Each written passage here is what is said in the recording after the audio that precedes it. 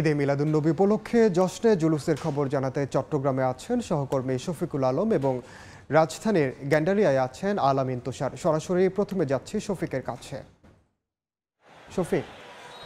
লাখো মানুষের ঢল এখনো পর্যন্ত চট্টগ্রামে যে ঢল সেটি এখন চট্টগ্রামে মুরাদপুরে এখন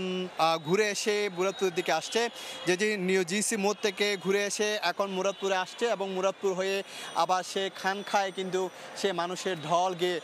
পৌঁছাবে। আপনাকে একটু জানিয়ে রাখি যেটি প্রতি বছরকে 1974 সাল থেকে আঞ্জুমানিয়া রহমানিয়া সুন্নিয়া ট্রাস্টের আয়োজনে এই বর্ণাঢ্য জশ্ন জুলুসের র্যালি প্রতি বছর বের করা হয়। তার অংশ হিসাবে এবারও সেই জশ্ন জুলুসের র্যালি বের করা হয়েছে এবং র্যালিটি নগরীর যে জিসি মোড় থেকে ফিরে এসে মুরাদপুর এসেছে এবং পরবর্তীতে এটি আবার যে খানকা শরীফ রয়েছে সেই খানকা শরীফে গিয়ে শেষ হবে। তো জানিয়ে রাখি এখানে প্রধান অতিথি হিসাবে কিন্তু থাকেন পাকিস্তান থেকে আসা আওলাদের রসুল এবার এসেছেন আল্লামা সৈয়দ মোহাম্মদ সাবের শাহ এবং তার আওলাদ তাহের শাহ, এবং তারা দুইজনেই কিন্তু কিছুক্ষণ আগে খানকা শরীফে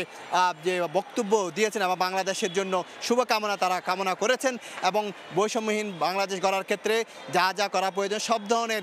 সহায়তার কথা তারা বলেছেন এবং ইসলামের যে সম্প্রীতির কথা বলেছে এবং যে কোনো ধর্মের মধ্যে কোনো ভেদাভেদ নাই সেই বিষয়টি তিনি তুলে ধরেছেন। তো আপনাকে জানিয়ে রাখি এই বর্ণাঢ্য র্যালিতে প্রায় আঞ্জুমান রহমানের সুন্নিয়া ট্রাস্টের পক্ষ থেকে প্রায় 50 থেকে 60 লাখের বেশি মানুষ হওয়ার কথা তারা প্রতি বছর কিন্তু তারা শরীফ ঘোষণা দিয়ে থাকে। আমরা সকাল থেকে দেখেছি এই সড়কে মানুষের ভিড়, মানুষের ঢল এবং লাখো মানুষ বিভিন্ন স্কুল কলেজ বিভিন্ন প্রতিষ্ঠান থেকে চট্টগ্রামের 3 পার্বত্য জেলা কক্সবাজার যে উপজেলাগুলো রয়েছে সেখান থেকে কিন্তু লাখো মানুষ এসে কিন্তু এই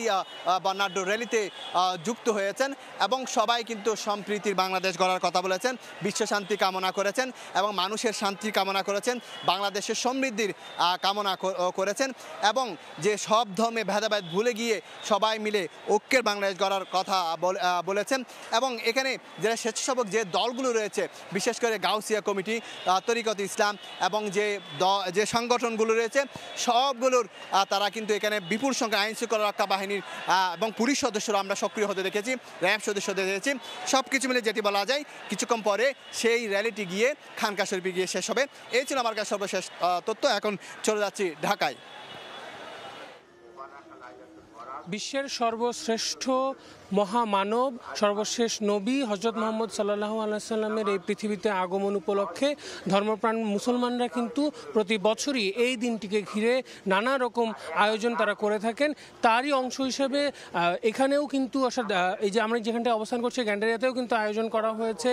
জশ্ন জুলুস এবং এর আগে আলোচনা সভা এবং ওয়াজ মাহফিলের আয়োজনও কিন্তু হচ্ছিল এবং তার পরবর্তীতে এখন আসলে মোনাজাত হচ্ছে। সেখানে আসলে বিশ্ব শান্তি কামনা তারা আসলে করছেন এবং এর সঙ্গে কিছুক্ষণের মধ্যে আসলে এই মোনাজাতের পরপরই কিন্তু এই যে জশ্ন জুলুসের যে আয়োজন অর্থাৎ একটি গণ র্যালি মহানবীর যে জন্মদিবস অর্থাৎ পৃথিবীতে আগমনের যে দিনটিকে ঘিরে তাদের যে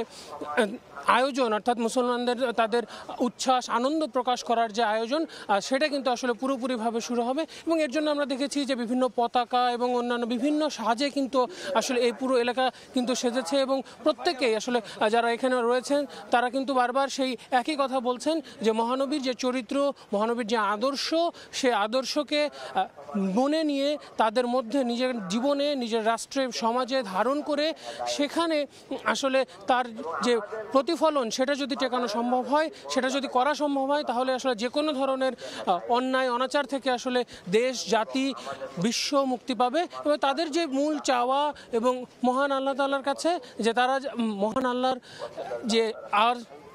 যে দয়া মায়া সেটা পাওয়ার জন্য তারা আসলে চাচ্ছেন যে মহানবীর যে আপন করার এবং মহানবীকে আপন করার সেই জায়গা সেটার মাধ্যমে তারা আসলে বিশ্বে শান্তি প্রতিষ্ঠা করতে চাচ্ছেন। এই ছিল এখান থেকে আমার কাছে সবশেষ। রাজধানী ও চট্টগ্রাম থেকে জশ্নে জুলুসের খবর জানাচ্ছিলেন সহকর্মীরা।